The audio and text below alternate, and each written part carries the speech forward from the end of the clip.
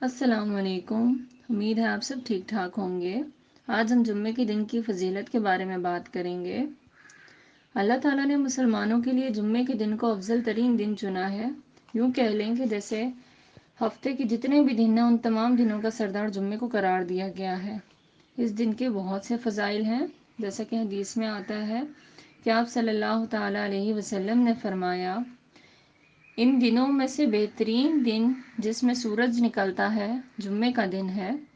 اسی دن حضرت آدم علیہ السلام پیدا ہوئے، اسی دن انہیں جنت میں داخل کیا گیا اور اسی دن وہاں سے نکالے گئے، اور قیامت بھی جمعے کے دن قائم ہوگی۔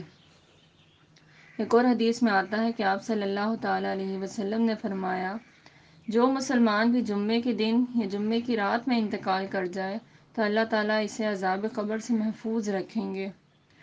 جمعے کے دن کے بہت سے فضائل ہیں۔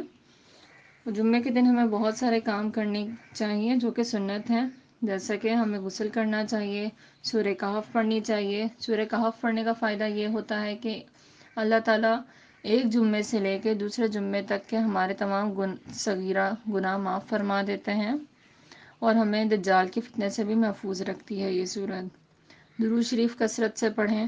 درود شریف پڑھنا تو ویسے ہی بہت فائدہ مند چیز ہے، جمعے کے دن اس کی فضیلت مزید بڑھ جاتی ہے۔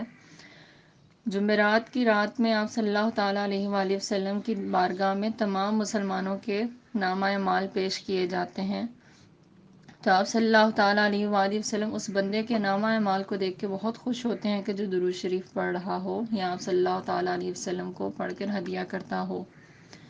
اس دن استغفار کرنا بہت فائدہ مند ہے، زیادہ سے زیادہ توبہ استغفار کریں، ناخن کاٹیں، سنت ہے جمعے والا دن ناخن کاٹنا۔